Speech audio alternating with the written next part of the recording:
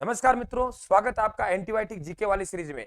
हम लोग बात करने जा रहे हैं राजस्थान के आपके साहित्य संबंधी जो प्रमुख संस्था हैं, प्रमुख संस्थाओं की हम लोग बात करेंगे। तो प्रमुख संस्थाएं कौन को देखिए, आप बात करें कि एक सवाल आपको यहाँ से पक्का मिल जाता है, कहीं ना कहीं आपको पक्का पूछ लेता है कि आपसे चाहे कोई अकादमी पूछे, चाहे आप संस्था पूछे, तो वे आपसे पूछ लेगा कि आप लोगों के ये कहाँ है, आप लोगों के इसका मुख्यालय है।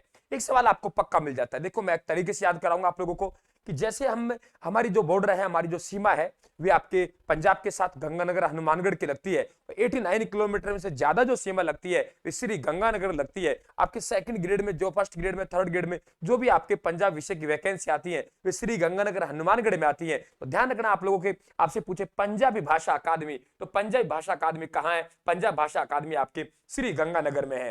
कहाँ है? श्री गंगानगर में। बिल्कुल आपको आना चाहिए, श्री गंगानगर में आपके पंजाब भाषा आपकी अकादमी है। देखिए, आगे हम लोग बात करें कि आपके अरबी फारसी, मित्रों अरबी फारसी शोध की बात कर रहा है। आपसे पूछूं मैं कि हमने रियासतें पढ़ी हैं कि आपके सबसे, आप लोगों के कहें कि आपके रियासतें पढ़ी हैं, उन रियासतों में आपके जो हम लोग बात करें कि जो सबसे सॉरी आपके टॉप रियासत है, ये आपके मुस्लिम रियासत है।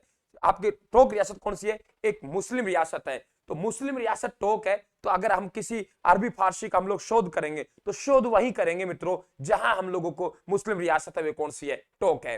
अब देखिए, आपका शोध करने की बात आई तो टोक। बाकी देखिए, उर्दू, सिंधी, हिंदी, ब्रज भाषा, उर्दू, सिंधी, हिंदी, ब्रज भाषा, उर्दू, सिंधी, हिंदी, ब्रज भाषा, उर्दू, सिंधी, हिंदी, ब्रज भाषा, उर्दू, सिंधी, हिंदी। उर्दू आती है क्या? नहीं आती गुरुजी। सिंधी आती है क्या? नहीं आती गुरुजी। हिंदी आती है। और क्या नहीं आती? ब्रज भाषा और संस्कृत हमको नहीं आती गुरुजी। कि हमको उर्दू सिंधी बिल्कुल नहीं आती, हिंदी आती है और ब्रज और संस्कृत भी नहीं आती। इसका मतलब ये पांचों की पांचों अकादमी कहाँ है? जयपुर में। शोध कर रहा है अरबी फारसी वहां है। बाकी उर्दू, सिंधी आपकी बात करें, हिंदी, ब्रज भाषा, संस्कृत आपके यहाँ है। राजस्थानी भाषा साहित्य एवं संस्कृत अकादमी, मित्र आपने डॉक्टर एलपी टेसीटोरी का नाम सुना होगा कि एलपी टेसीटोरी जो राजस्थानी साहित्य खोज करने के लिए आता है, बीकानेर के महाराजा गंगा सिंह को बुलाते हैं, बीकानेर में आते हैं, बीकानेर रियासत के अधीन काम करते हैं। तो सीधी सी बात है, हमें राजस्थानी भाषा देखिए, राजस्थानी भाषा ये रहा, साहित्य एवं संस्कृति।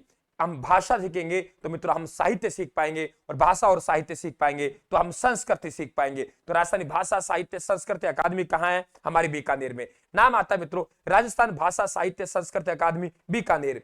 अब पुराने जो ग्रंथ है, पुराने ग्रंथों को मेरे मित्रों हम अभिलेख बोलते हैं। पुराने ग्रंथों को अभिलेख बोलते हैं। आपने पढ़ा होगा, भारत का सर्वोच्च न्यायालय अनुच्छेद 129 के तहत एक अभिलेखीय न्यायालय है। तो पुराने कागजों को हम क्या बोलते हैं? अभिलेख बोलते हैं। तो कागज कहां होंगे? बीकानेर में। तो राजस्थान राज्य अभिलेखागार कहां होगा? बीकानेर में। इसे दो पॉइंट ध्यान रखेंगे कि इस राजस्थान राज्य अभिलेखागार में एक 1955 जब इसकी स्थापना की गई, जयपुर में की गई। सोचा चला लेंगे काम जयपुर में, लेकिन साथियों इसे 1960 में कहां स्थानांतरित किया गया? बीकानेर में। तो आप ये ध्यान रखें कि स्थापना पूछे तो आपके जयपुर में की गई 1955 में, और वर्तमान में कहां है? 1960 में कहां ले गए? बीकानेर ले गए। जब हमको पुराने अभिलेख होंगे, पुराने ग्रंथ होंगे, तो विद्या भी होगी। देखिए, विद्या का शोध करना है तो हमें वहीं जाना पड़ेगा जहां हमारे पुराने अभिलेख हैं। तो राजस्थान आपके विद्या मंदिर शोध संस्थान कहां है? बीकानेर। अब देखिए, ये भारतीय विद्या मंदिर शोध संस्थान है, और नीचे विद्या प्राच्य प्रतिष्ठान है। विद्या प्राच्य प्रतिष्ठान और ये विद्या मंदिर शोध संस्थान अंतर है। तो मतलब रूप परिवर्तन करेंगे, हम कहेंगे जोधपुर में जाके रूप परिवर्तन कर देंगे, विद्या प्राच्य प्रतिष्ठान बनाएंगे। क्या कहा? जोधपुर में जाके रूप परिवर्तन करेंगे, विद्या प्राच्य प्रतिष्ठान बनाएंगे। जोधपुर में जाके रूप परिवर्तन करेंगे, विद्या प्राच्य प्रतिष्ठान बनाएंगे। रूप का मतलब क्या है? रूपायन संस्थान, जो कि बोरुंदा जोधपुर में है।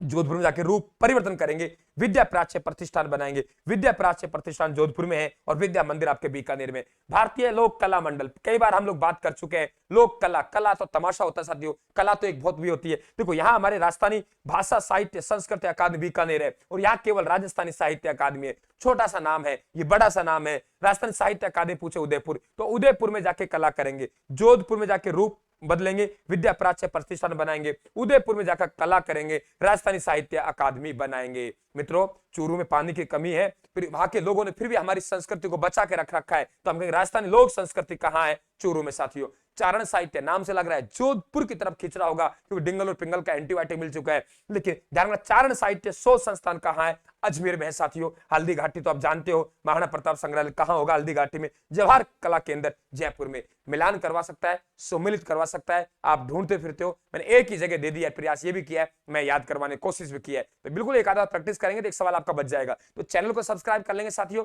घंटी के निशान दबा देंगे, और पीडीएफ प्राप्त करने के लिए मैंने राइट हैंड टेलीग्राम पे डाली हुई है, कला एवं संस्कृति डायग्राम के नाम से। कला एवं संस्कृत डायग्राम, उसी में से मैं यहाँ इनको थोड़ा स्लाइड बड़ा कर करके पढ़ा रहा हूं। तो आप सभी का धन्यवाद। Thank you. राम राम साहब।